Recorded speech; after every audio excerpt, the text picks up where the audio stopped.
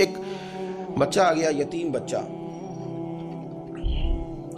اس نے آ کے عرض کی حضور 3 گھر میں افراد ہیں، میں، میری بہن اور میری بیوہ ماں، والد حضور چلے گئے اور آج نا 3 دن ہو گئے روٹی کوئی نہیں کھائی۔ میں اس منظر کو بھی جانتا ہوں کہ جب یتیم گھر میں اکٹھے بیٹھے ہوتے ہیں اور پتہ ہوتا ہے ان کو کہ ہماری اماں کے پاس آج پیسے کوئی نہیں اور گھر میں روٹی بھی کوئی نہیں، تو پھر ان کو بھوک ہی نہیں لگتی۔ ہاں نہیں لگتی۔ اماں پوچھتی ہے پتر روٹی کھانی ہے؟ نہیں میں تو سویرے جو کھایا تھا وہ ہضم ہی نہیں ہوا، اماں جی شاہی کوئی نہیں۔ یہ پردے اس طرح کر کے بچائے جاتے ہیں، ایک دوسرے کو تسلیاں دینا، ایک دوسرے سے پیار کا بڑھ جانا، ایک دوسرے کے لیے جذبات اور طرح کے بن جانا، حکمت الہی کے تقاضے ہوتے ہیں۔ یا رسول اللہ صلی اللہ تعالی علیہ وسلم، بیوہ ماں ہے، یتیم بہن ہے، 3 دن سے کھایا کچھ نہیں، قربان جائیں وہ گھر جہاں سے کائنات کھاتی ہے ساری۔ حضور نے فرمایا بلال جا کے ساری ازواج مطہرات سے پوچھ گھر میں کیا ہے۔ حضرت بلال کہتے ہیں میں سارے گھاری پوچھ آیا، ٹٹول آیا، ٹوٹل 21 کھجوریں نکلی۔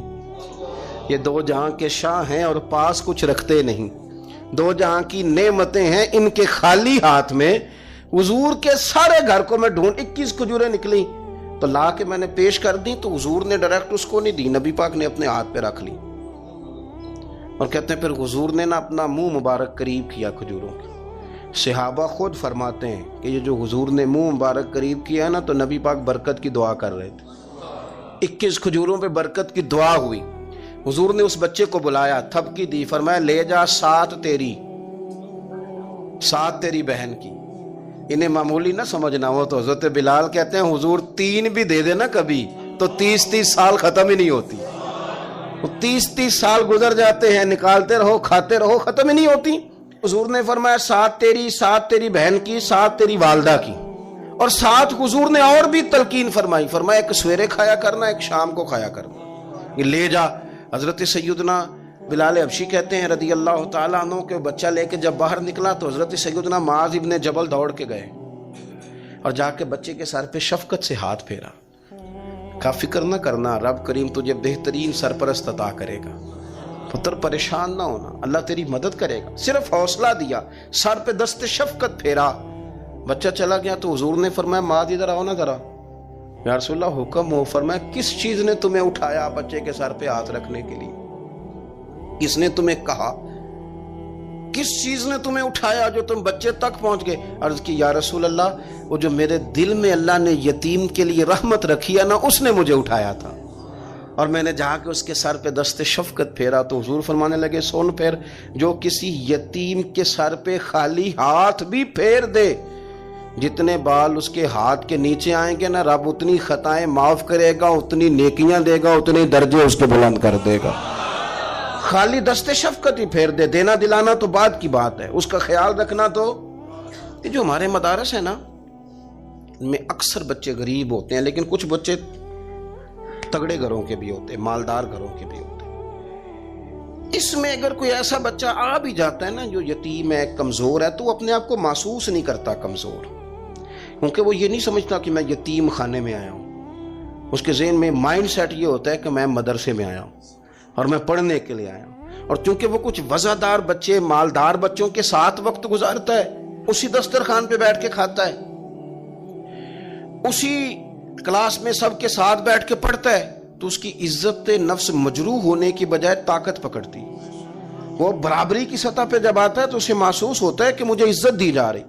اس لیے مدارس اسلامیہ میری نظر سب سے مضبوط جگہ ہیں جہاں مساکین کی، یتیموں کی، غریبوں کی صحیح معنوں میں کفالت بھی ہوتی ہے، تعلیم بھی ہوتی ہے، عزت بھی ہوتی ہے، تربیت بھی ہوتی ہے۔ میرے رسول کریم علیہ السلام بڑے انہماک کے ساتھ، بڑے توجہ کے ساتھ۔ اچھا ایک کام اور ہوتا ہے ہمارے ہاں، وہ کیا ہے؟ اگر کوئی یتیم مال چھوڑ گیا نا اس کا باپ، تو پھر تو بارے نہیں آ رہے ہیں اس کے، پھر تو اللہ خیر کرے کہ بہت سارے مل جائیں گے کفالت کرنے والے، بہت سارے ملیں گے دھیان رکھنے والے، بڑے سارے ملیں گے توجہ دینے والے۔ قرآن مجید نے فرما دیا ہے کہ جو یتیم کا مال کھاتا ہے وہ سمجھ لے کہ میں مال نہیں کھا رہا، میں آگ کھا رہا ہوں، آگ کھا رہا ہوں، آگ۔ سورہ نساء دیکھیے ہمارے ہاں اگر تو وہ مال چھوڑ گیا ہے تو پھر تو بہت سارے رشتہ دار مستقل اس کے محلے میں مکان لینے کو تیار ہو جاتے ہیں، الا ماشاءاللہ۔ پھر تو بڑے سارے ایسے بھی رشتہ دار بن جاتے ہیں جن کو والد کی موجودگی میں کبھی زیارت کا موقع بھی نہیں ملا تھا۔ یہ مال جو یتیم کا ہے اس کی تو زیادہ حفاظت کرنی تھی۔ ہم کئی دفعہ مسئلہ بتاتے ہیں، لوگ فتویٰ بازی شروع کر دیتے ہیں۔ مجھے بلایا گیا کہ ایک صاحب کا انتقال ہو گیا تو ان کا ختم شریف ہے، تو بچے ان کے نابالغ ہیں، تو میں نے کہا کہ آپ اس طرح کریں، ان کے مال میں سے زیادہ پیسے نہ صرف کریں۔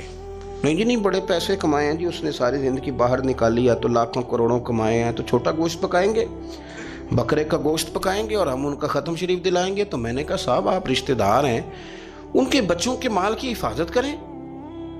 ختم شریف تو اس میں گوشت زیادہ ہونا ضروری نہیں، اس میں تو درد سے دعا کرنا ضروری ہے، اس میں تو تلاوت قرآن پاک کے سال ثواب میں ضروری ہے، ذکر اذکار ضروری ہیں۔ لیکن کیا کیا جاتا ہے کہ بے دریغ مال ان کا اگر ہو تو، ایک حدیث پاک ہے بخاری مسلم میں، بڑے غور سے سنیے گا اور اس کے اندر جتنے پہلو ہیں ان پر پوری توجہ دیجئے گا کہ کہیں ہم ادھر آ تو نہیں گئے۔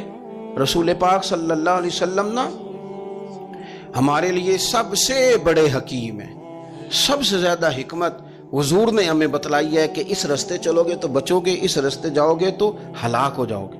نبی کریم علیہ السلام نے فرمایا، بخاری مسلم ہے، فرمایا 7 ہلاک کرنے والی چیزوں سے بچنا، اگر ان میں تم چلے گئے تو ہلاک ہو جاؤ گے۔ 7 چیزیں ہیں جو تمہیں ہلاک کر دیں، برباد ہو جاؤ گے، تباہ ہو جاؤ گے، ہلاکت کا سفر ہے یہ، 7 چیزوں سے بچو۔ یا رسول اللہ صلی اللہ علیہ وسلم وہ کون کون سی؟ تو حضور نے فرمایا اللہ کے ساتھ شریک نہ کرنا، ہلاک ہو جاؤ گے۔ دوسرا نبی پاک صلی اللہ علیہ وسلم نے فرمایا جادو نہ کرنا، ہلاک ہو جاؤ گے، ہلاک۔ اور یار جسے حضور فرما رہے ہیں ہلاک ہو جائے وہ بچے گا؟ نبی پاک صلی اللہ علیہ وسلم نے تیسرے نمبر پر فرمایا جس شخص کے قتل کرنے کو اللہ نے حرام قرار دیا ہے اسے قتل نہ کرنا، ہلاک ہو جاؤ گے۔ چوتھے نمبر پر رسول پاک علیہ السلام نے فرمایا سود نہ کبھی بھی کھانا، ہلاک ہو جاؤ گے، ہلاک۔ بڑی بڑی دلیلیں دی بینک والوں نے، بڑا سمجھایا تو عادی صاحب مان گئے، محترم مان گئے، کہنے لگے نہیں جی نہیں وہ کاروبار میں لگاتے ہیں۔ بڑے بھولے بالے ہیں ہم، پتہ سارا ہے۔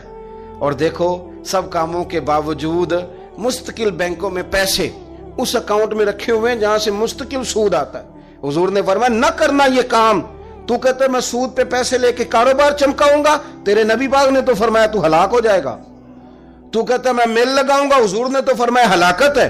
تو کہتا ہے میں بڑا کچھ کر جاؤں گا تو ہلاکت ہے۔ اچھی طرح سمجھ لیں، اصل مال بھی ضائع ہو جاتا ہے اس بندے کا جو سود کا مال ملا لیتا ہے، اصل برکت بھی اڑ جاتی۔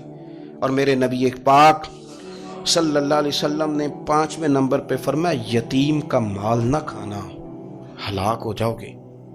نہ کھانا ان کا مال، یہ کروڑوں ہو، اربوں ہو یا 10 روپے ہو، یتیم کا پیسہ نہ کھا جانا، ہلاک ہو جاؤ گے، ہلاکت تمہیں آ لے گی۔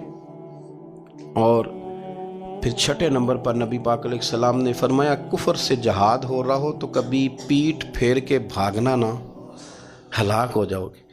اور 7ویں نمبر پر اللہ کے رسول نے فرمایا بے قصور اور بے گناہ عورت پر تہمت نہ لگانا، بلا وجہ بہو کے کھاتے نہ کچھ ڈال دینا، بلا وجہ بھابھی اور بیوی اور کسی بھی خاتون پر کوئی الزام بے قصور عورت پر بہتان نہ لگانا۔ مار مار کے ایک شخص نے بحال کر دیا بیوی کو اور بعد میں پتا چلا کہ جی مجھے شک ہے تعویذ کراتی ہے۔ کیا آپ کی سوچ ہے؟ مسلمان اللہ کو ماننے والا اور اس باتوں پر الزام لگائے گا تعویذ کرا کے لاتی؟ بے قصور عورت پر بہتان، یہ ایک تو بات ہے اسے مارنا، اور ایک یہ ہے کہ کوئی تکلیف دینا، اور ایک خالی اتنی بات کی کہ بہتان بھی نہ لگانا، اس پر الزام نہ لگانا، یعنی تم نے صرف بے قصور عورت پر الزام ہی لگایا تو حضور فرماتے ہیں ہلاک ہو جاؤ گے۔ یہ ہلاکت والا کام ہے، لیکن ہم بغیر سوچے سمجھے کہہ دیتے ہیں اس نے کہا ہے، اس نے کیا ہے، یہ کرتی ہے، یہ کام نہیں کریں۔ یہ 7 وہ چیزیں ہیں جو ہلاک کر دیں گی۔ نبی پاک صلی اللہ تعالیٰ علیہ وآلہ وسلم فرماتے ہیں میں نا جنت کا دروازہ کھولوں گا تو ایک عورت کو نا میں سبقت لے جاتے ہوئے دیکھوں گا، یعنی وہ جلدی سے جنت میں داخل ہو رہی۔ یا بعض شارحین کہتے ہیں کہ حضور داخل ہوتے ہی سب سے پہلے اس کا چہرہ دیکھیں گے، حضور فرمائیں گے تو پہلے ہی آ گئی، بی بی جنت میں، حضور نے دروازہ کھولا تو جلدی سے نظر آئی، تو پہلے آ گئی۔ سب نے لکھا ہے کہ اس عورت کی شان یہ ہے کہ سب سے پہلے جنت میں گئی۔ میں نے حدیث پڑھی تو میں نے نیچے حاشیے میں لکھا، میں نے کہا میرا خیال یہ ہے کہ اس کی زیادہ شان یہ ہے کہ جنت میں اس کی سب سے پہلی ملاقات مدینے والے محبوب سے ہو گئی۔ یہ دیکھو کتنی بڑی شان۔ حضور فرمانے لگے تو کیسے پہلے آ گئی، کون ہے تو وہ کہنے لگی حضور میں بیوہ ہوں، میرے بچے یتیم تھے، میں نے ان کی خاطر نہ بیٹھی رہی، میں نے نکاح نہیں کیا، میں نے ان یتیموں کی پرورش کی، بیوہ بن کے زندگی گزار دی، ان یتیموں کے لیے بیٹھی رہی۔ اس کو جائز ہے، یہ کر سکتی تھی، لیکن اس نے سوچا کہ میں ان کی نگہبانی یتیموں کے لیے بیٹھی رہی۔ آج شان یہ ہے کہ مدینے والے کے لیے جب دروازہ کھلا ہے تو اس بی بی کو بھی رب کریم نے فوراً ہی جنت عطا فرما دی۔ یہ سب سے پہلے گئی۔ میں نے دیکھی ہیں ایسی عورتیں 23 سال میں بیوہ ہوئی پر عمر بچوں کے نام کر دی۔ اسے پتہ تھا کہ کل کو جب یہ بڑے ہوں گے تو یہ اپنے کمرے کا دروازہ بند کر لیں گے، یہ نہیں پوچھیں گے کہ اماں سوئی ہے کہ جاگ رہی ہے، ان کا آنا جانا الگ سے ہو جائے گا، ان کے تعلقات اپنے ہو جائیں گے، پر یہ بیٹھی رہی۔ اس نے بچوں کو وقت دیا تو بچے تو کیا اس کو صلہ دیتے تھے، رب نے یہ صلہ دیا ہے کہ سب سے پہلے اسے جنت میں داخلہ عطا فرمایا۔ ابو داؤد شریف میں مسند امام احمد بن حنبل میں حدیث ہے، نبی پاک صلی اللہ علیہ وسلم کے چچا زاد تھے حضرت جعفر طیار، مولا علی شیر خدا کے بھائی تھے، جنگ موتا میں شہید ہو گئے۔ وہاں سے کوئی خبر لے کے نہیں آیا، لیکن رب خبریں دیتا ہے نا اپنے حبیب کو، اللہ غیب کے خزانوں کی کنجیاں دیتا ہے اپنے محبوب کو۔ نبی کریم صلی اللہ تعالی علیہ وسلم نا ان کے گھر گئے، ان کی زوجہ کا نام اسماء بنت امیس تھا۔ حضور نے فرمایا اسماء میرے بھتیجوں کو میرے پاس لاؤ، محمد بن جعفر اور عبداللہ بن جعفر رضی اللہ تعالیٰ عنہ۔ بچے قریب آئے، حضور کو پتہ ہے ان کے والد شہید ہو گئے۔ نبی پاک نے اپنی ناک مبارک ان کے رخساروں پہ رکھے، پھر حضور نے ان کا ماتھا چوما، پھر نبی پاک صلی اللہ علیہ وسلم نے سینے سے لگایا، فرمایا حجام کو بلاؤ نا ذرا، ان کے بال تراشے کتنی بڑے ہو گئے، حجامت ہونے والی۔ حضور پیار کر رہے تھے، آنکھوں میں آنسو تھے، تو جناب اسماء قریب آئیں، کہنے لگے حضور میرے شوہر کی کوئی خبر آ گئی ہے؟ تو نبی پاک صلی اللہ تعالیٰ علیہ وسلم نے گردن مبارک اٹھائی تو آنکھوں میں آنسو تھے، فرمایا رب نے میرے بھائی کو شہادت کا درجہ عطا کیا ہے، فرمایا کوئی آہ و بکا نہ کرنا میرے بھائی پر، اللہ نے اسے شہادت کا درجہ دیا ہے۔ حضرت جعفر طیار کے گھر والوں کے لیے حضور نے صحابہ کو حکم دیا کہ یہ غم میں ہیں، ان کے لیے کھانے پکا کے لاؤ۔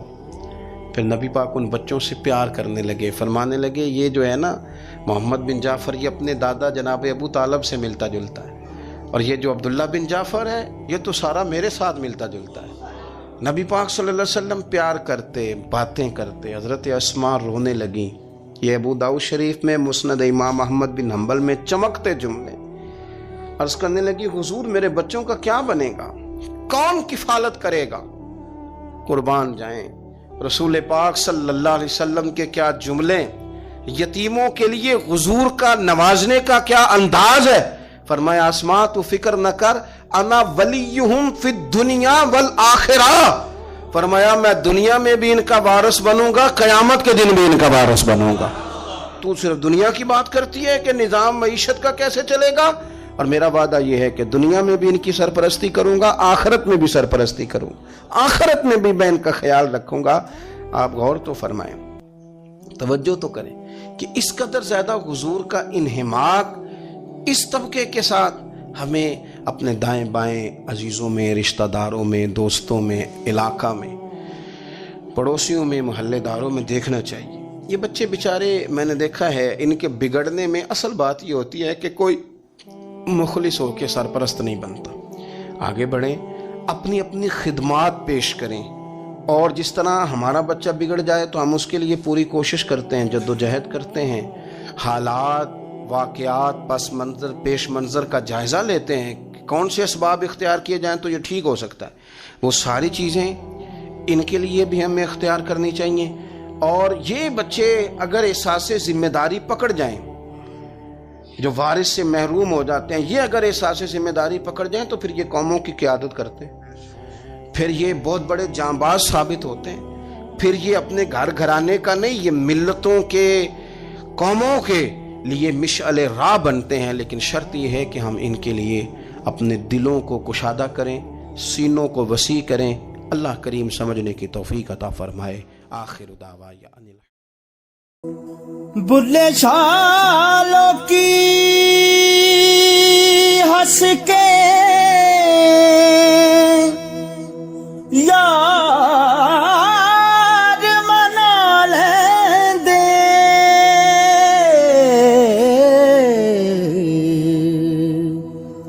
تے ساڈا رونا بھی نہ منظور ہویا،